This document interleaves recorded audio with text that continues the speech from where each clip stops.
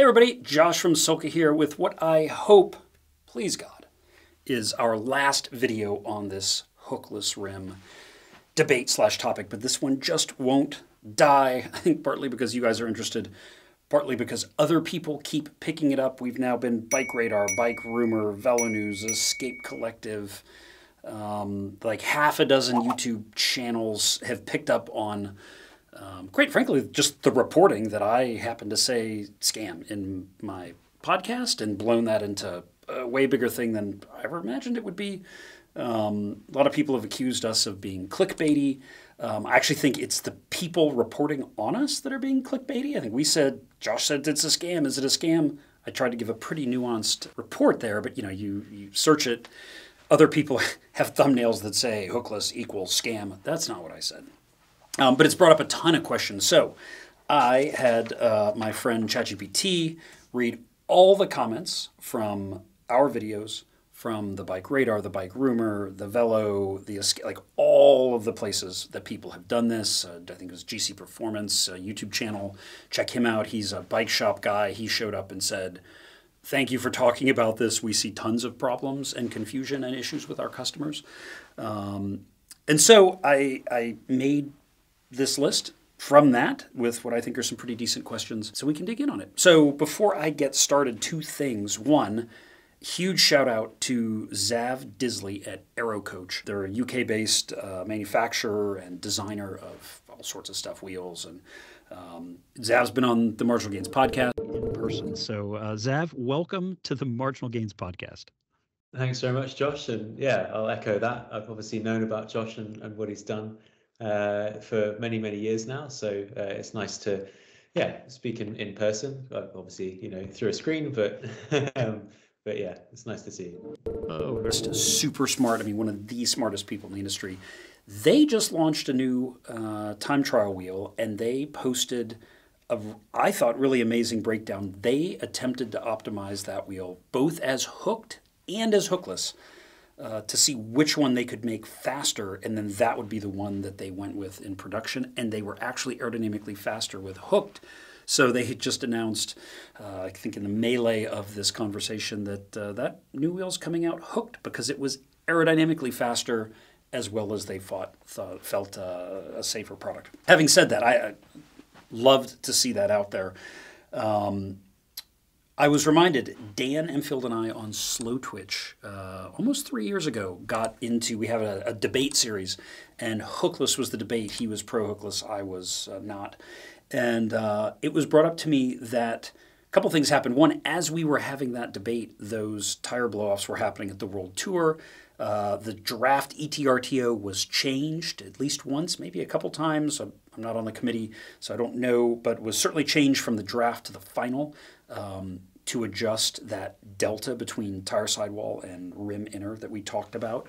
But in there, I basically predicted the Hunt limitless technology that we talked about when I said, to make a hookless wheel as fast as a hooked wheel, you would have to thicken the bead to get the tire under control so that you could fall back in towards that rule of 105, and then you could do some of the flow smoothing that we've talked about. So kind of fun. I had completely forgotten that we'd said that, but it was actually one of our customers sent an email in and said, hey, Josh actually predicted this a few years ago. So who knew?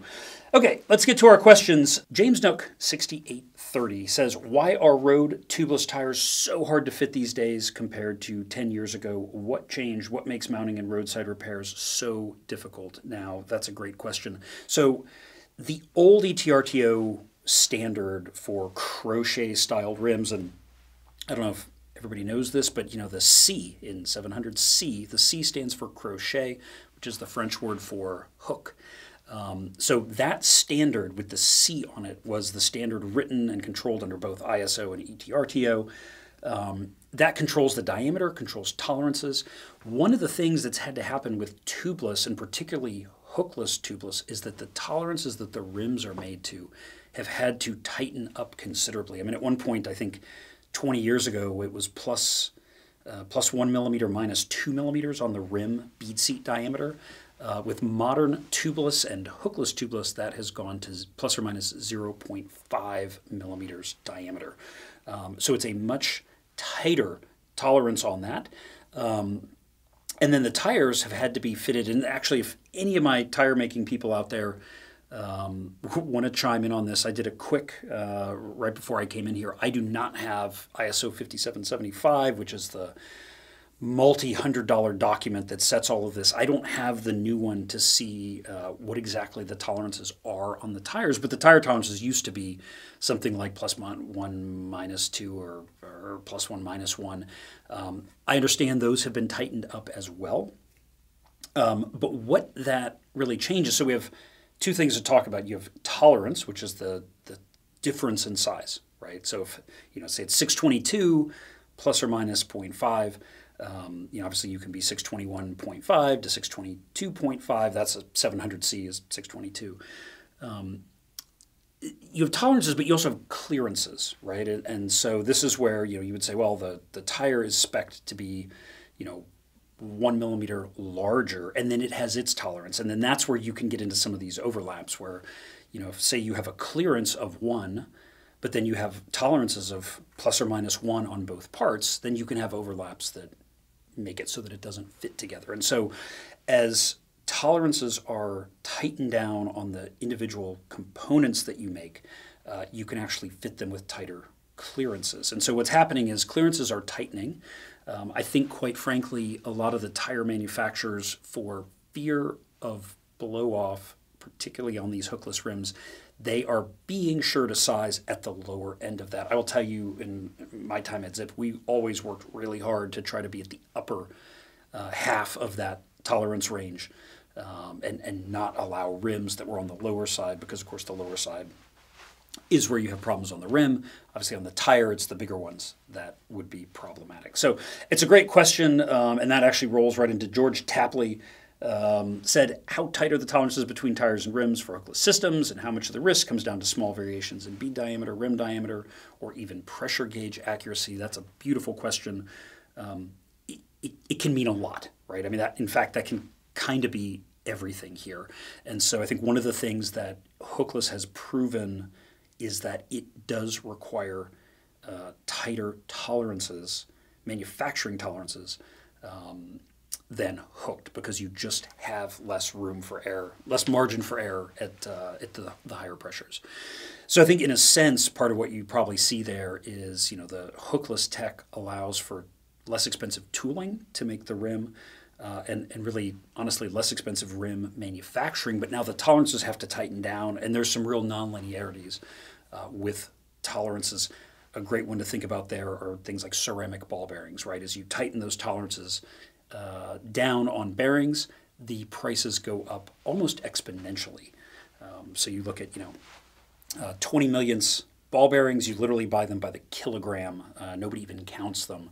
3 millionths controlled ceramic balls, they can be $1 a ball, and 1 millionths round balls can be in the $10 to $20 a ball range. Very nonlinear. Size control, tolerance control. Okay, Rich Dressen, 9735, says, what about semi-hooked or mini-hook wheels? Do they really add enough security compared to full hookless rims, especially when running 30mm tires at moderate pressures? This really highlights the problem, a huge problem our industry has, right? I mean, this is an industry that has like 473 bottom bracket standards right now, where for everybody who comes along and says, oh, a T47 should be this, someone else comes and goes, yes, but I'll make it better with T47.5. Mini hooks are interesting, but we have no data on them. I'm sure at some level companies making them are producing their own data. I will say the companies that have gone to mini hooks haven't gone back. So I can only assume that they're seeing some real benefits there in their blow-off testing. And as we've said in previous videos, just intuitively, having some little sticky outy bit there in the pathway of the thing, the direction the thing's going to be pushed off, can only help with the situation, but there's just no data on it, and there is no industry standard defining what a mini hook is. So it's not even to say that different companies are doing similar things. That crochet standard from ISO, that is a very defined, there's drawings, there's tolerances, there's radii are called out, very defined standard. Hookless, what they call TSS, tubeless straight side, that is also relatively clearly defined. Mini hook has no definition. So I would put that in the camp of theoretically it's going to improve the risks surrounding this thing, but you're going to have different results and different relative improvements across brands because there's no standard for what that actually is. Gary Hocking says, is the real risk of road hookless more about using smaller tires at too high a pressure versus wider tires at lower pressure? Yes, absolutely, 100%. Remember the discussion here, this is about road hookless. I've been on the record of saying I don't think hookless should be allowed for tires smaller than 34 millimeters. So 33 and below, my opinion, should be hooked. Partly because that's a customer that may want higher pressures. They may be using tire pressure calculator somewhere that says they need higher pressures. They may be running at the track where they want and can actually utilize higher pressures. And quite frankly, I think there's enough kind of knowledge within the customer base out there. We see it at events we go to. People still want higher pressures. We are out there educating them every weekend, one by one, but they're still out there and they're still pumping it up and doing it. And I think that's where the problems are being seen at the shops. If you're running, 35, 40, 45 millimeter tires at, 30 PSI, you're not having problems with hookless. This is really a hookless road discussion. Gravel, mountain, run hookless, works great. I don't care. You're not having problems, or most people are almost certainly not having problems there. Also, if you're out there, there's a lot of people in the comments. I mean, one of the most common comments is, I've ridden these for 2 years and never had a problem. Well, okay, on the one hand, doesn't mean you never will. But also, yeah, if you're saying, hey, I run 30 millimeter tires at 40 PSI, you're probably fine. You're very unlikely to have a problem. But for every one of you, there's a ton of other folks out there who say, well, I want a time trial, so I want to put a 25 on the front, or I want to run a 26, or, Specialized has that insanely fast 26 millimeter tire. Vittoria has one too that's, I think, a 26 or 27 right now. I want to run that, and I want to use it at the track. Not a good idea. Straderi says, some tire makers, notably Rene Hurst, warn against using their extra light casings with hookless rims. Do you think the industry will eventually admit hookless was a mistake? He is right. And so one of the things that's happening there mechanically is that the lighter the tire casing, the more the tire can stretch, both on the diameter and within the casing.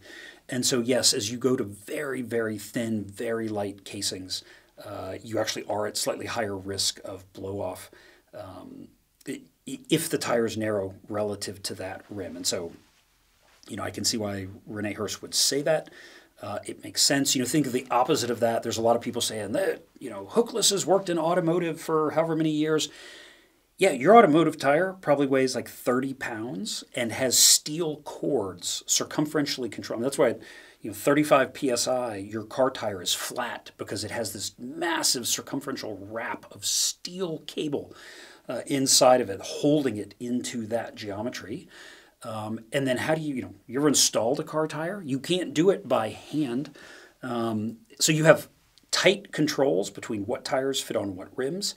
They're hydraulically installed by a machine at great force. And then you have a ton of control of those forces with the construction of that tire.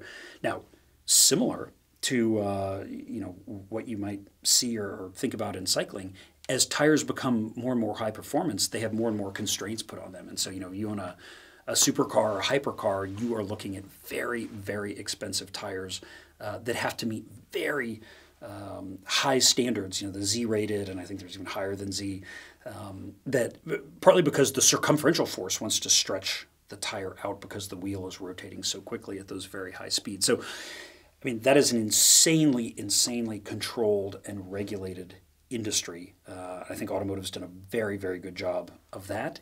And they've taken the ability of the end user to play around, right? I think that's one of the things I love with this sport. I think probably if you're watching my videos, you probably love that too. Like, ooh, I can mix and match. I want to try this. Ooh, I found this really unique thing from Czechoslovakia. Maybe it's better. Cyclists like to play around with that. Automotive is very good at saying, nope, can't do it, and must be professionally installed.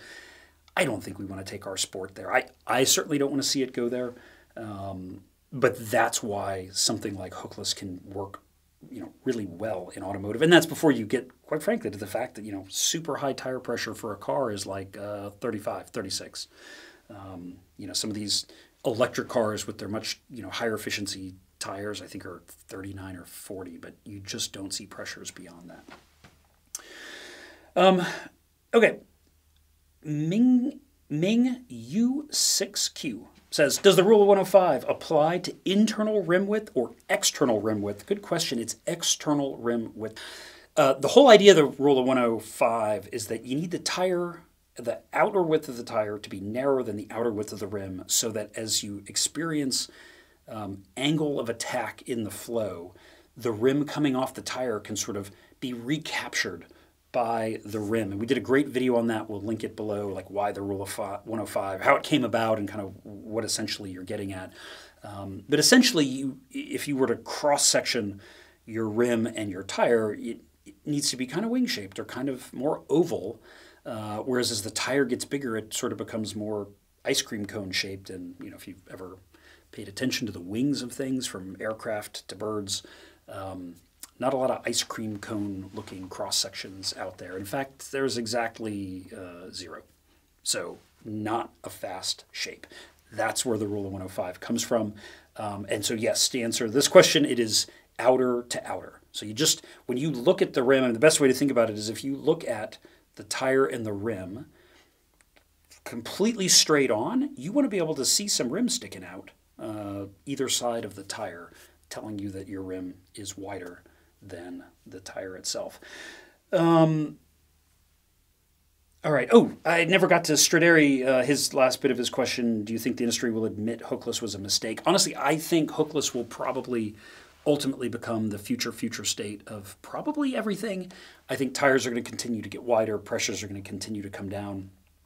It is very rare to never that a technology comes along that reduces tooling cost and manufacturing cost considerably, that isn't ultimately adopted completely by an industry. I mean, you look around, there's very few industries, outside of aerospace and auto racing where, they continue doing things in a very expensive way for really any reason, right? So I think there's some directionality that's going to change things. If I had to guess, 33, 34 millimeter tires or 32 to 34 millimeter tires are probably the standard, maybe even the narrow, even for road, 5 or 10 years from now. So, I think it will take time, and you'll have to phase out all the rims and the bikes that, we're using the 25, 28, 30, maybe have enough turnover in the cyclists, the consumers, us,